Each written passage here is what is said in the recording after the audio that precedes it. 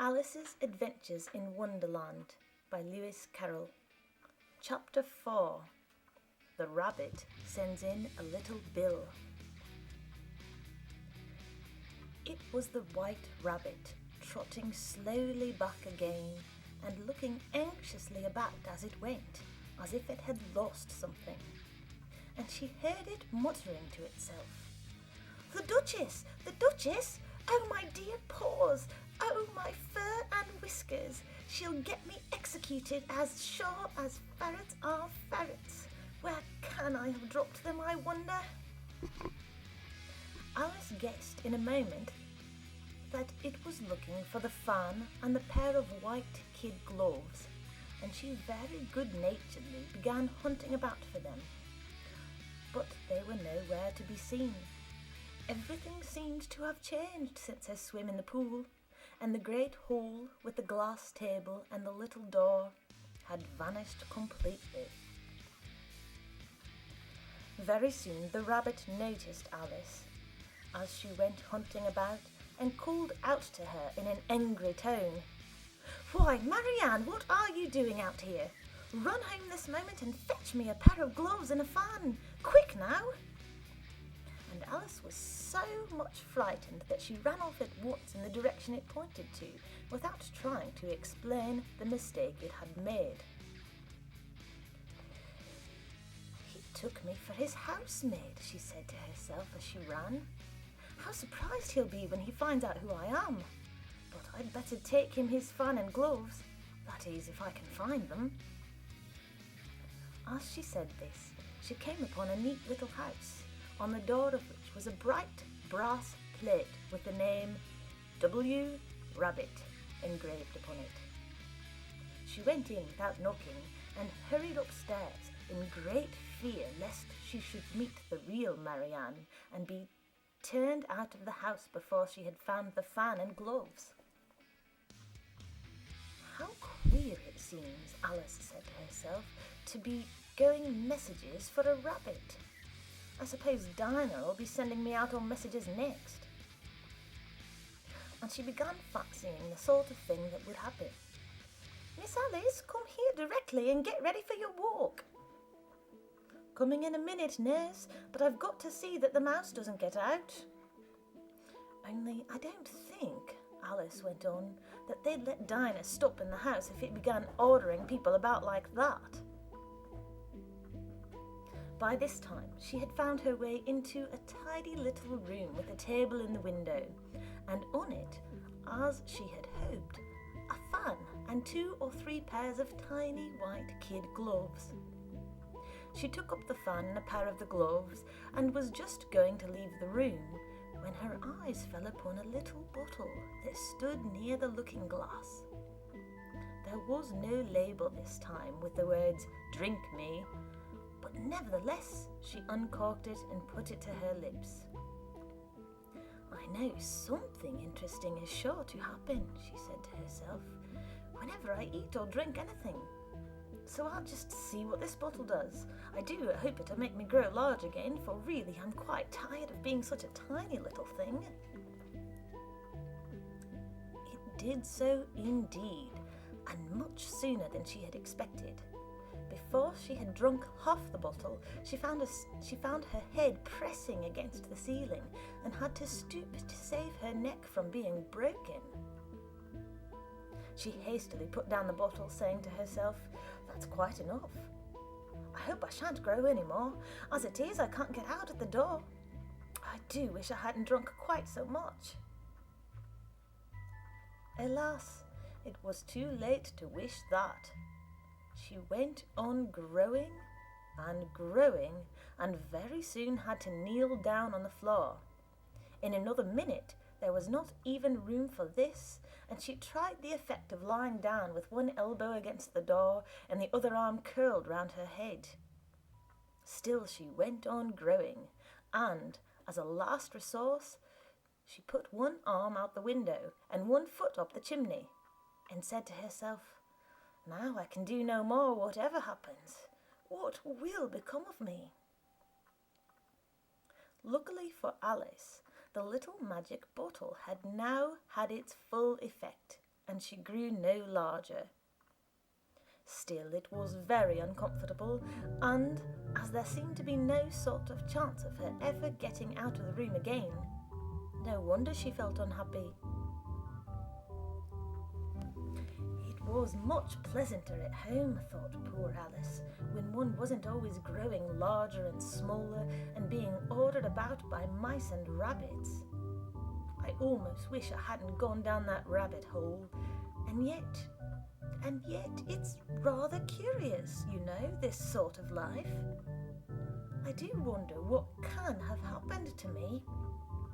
When I used to read fairy tales, I fancied that kind of thing never happened, and now here I am in the middle of one. There ought to be a book written about me, that there ought. And when I grow up, I'll write one. But I'm grown up now, she added in a sorrowful tone. At least there's no room to grow up any more here.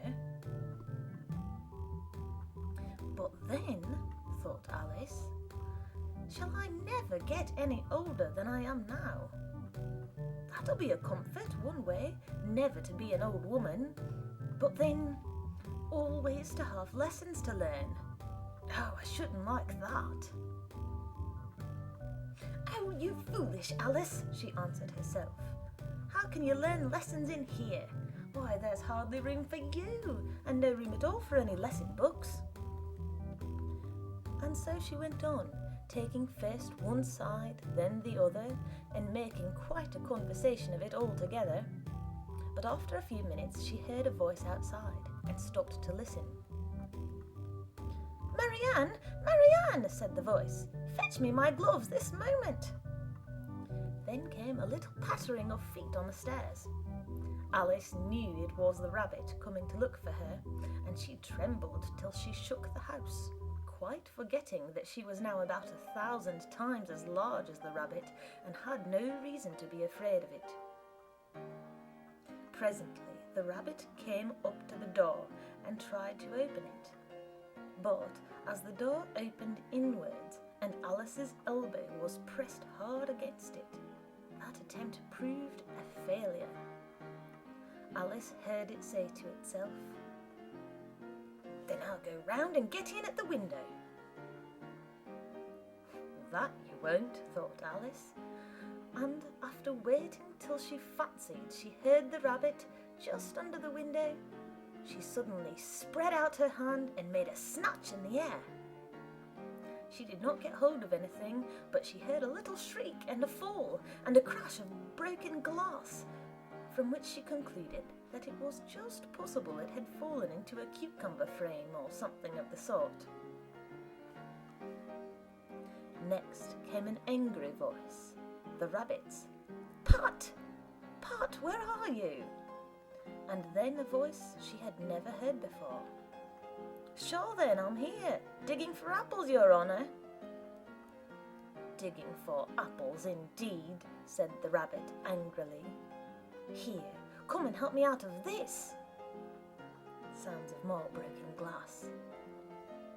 "Now tell me, Pat, what's that in the window?" "Sure, it's an arm, your honour." He pronounced it arm. "An arm, you goose! Who ever saw one that size? Why, it fills the whole window." "Sure it does, your honour, but it's an arm for all that." "Well, it's got no business there at any rate. Go and take it away." There was a long silence after this, and Alice could only hear whispers now and then, such as, "Sure, I don't like it, your honour, at all, at all." "Do as I tell you, you coward." And at last she spread out her hand again and made another snatch in the air. This time there were 2 little shrieks and more sounds of breaking glass. What a number of cucumber frames there must be, thought Alice. I wonder what they'll do next. As for pulling me out of the window, I only wish they could.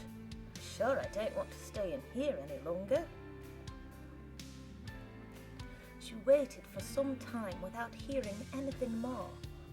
At last came a rumbling of little cartwheels and the sound of a good many voices all talking together. She made out the words, Where's the other ladder? Why, I hadn't thought to bring but one. Bill's got the other. Bill, fetch it here, lad.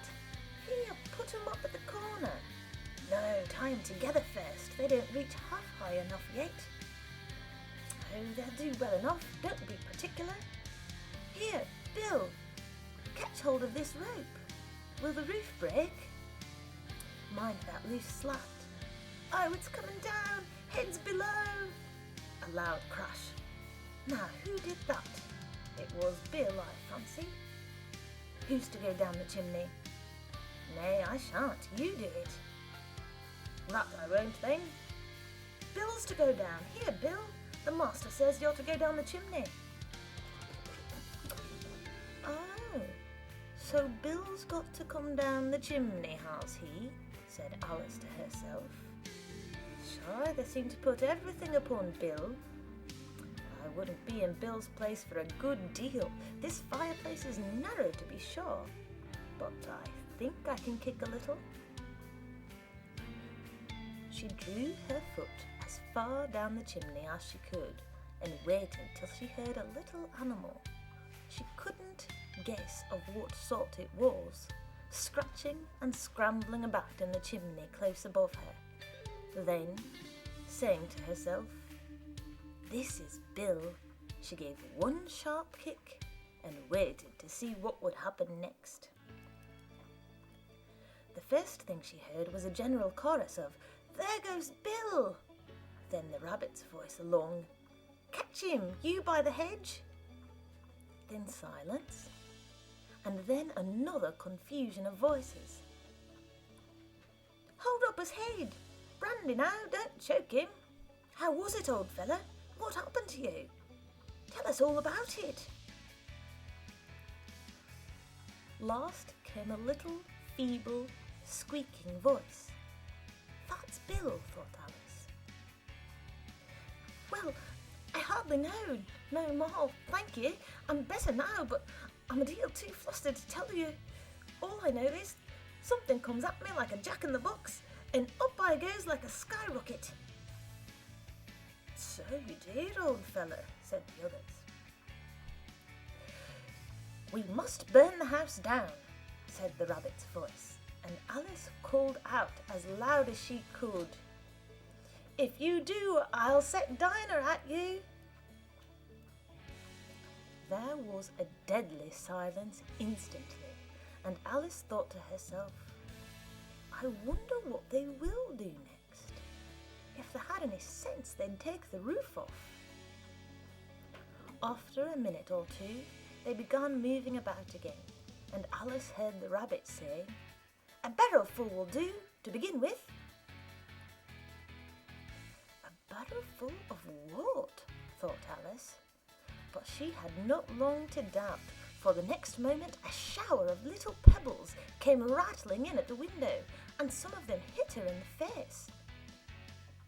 "I'll put a stop to this," she said to herself, and shouted out, "You'd better not do that again," which produced another dead silence. Alice noted with some surprise that the pebbles were all turning into little cakes as they lay on the floor, and a bright idea came into her head. "If I eat one of these cakes," she thought, "it's sure to make some change in my size, and as it can't possibly make me larger, it must make me smaller, I suppose." So she swallowed one of the cakes and was delighted to find that she began shrinking directly. As soon as she was small enough to get through the door, she ran out of the house and found quite a crowd of little animals and birds waiting outside. The poor little lizard, Bill, was in the middle, being held up by 2 guinea pigs, who were giving it something out of a bottle. They all made a rush at Alice the moment she appeared, but she ran off as hard as she could and soon found herself safe in a thick wood. "The first thing I've got to do," said Alice to herself as she wandered about in the wood, "is to grow to my right size again. And the second thing is to find my way into that lovely garden. I think that would be the best plan. It sounded an excellent plan, no doubt, and very neatly and simply arranged. The only difficulty was that she had not got the smallest idea how to set about it. And while she was peering about anxiously among the trees, a little sharp bark just over her head made her look up in a great hurry. An enormous puppy was looking down at her with large round eyes and feebly stretching out one paw, trying to touch her. "Poor little thing," said Alice in a coaxing tone, and she tried hard to whistle to it, but she was terribly frightened all the time at the thought that it might be hungry, in which case it would be very likely to eat her up in spite of all her coaxing. Hardly knowing what she did, she picked up a little bit of stick and held it out to the puppy, whereupon the puppy jumped into the air off all its feet at once with a yelp of delight and rushed at the stick and made believe to worry it. Then Alice dodged behind a great thistle to keep herself from being run over, and the moment she appeared on the other side, the puppy made another rush at the stick and tumbled head over heels in its hurry to get hold of it. Then Alice, thinking it was very like having a game of play with a cart horse, and expecting every moment to be trampled under its feet, ran round the thistle again. Then the puppy began a series of short charges at the stick, running a very little way forwards each time and a long way back, and barking hoarsely all the while, till at last it sat down a good way off, panting, with its tongue hanging out of his mouth and its great eyes half shut. This seemed to Alice a good opportunity for making her escape, so she set off at once and ran till she was quite tired and out of breath, and till the puppy's bark sounded quite faint in the distance.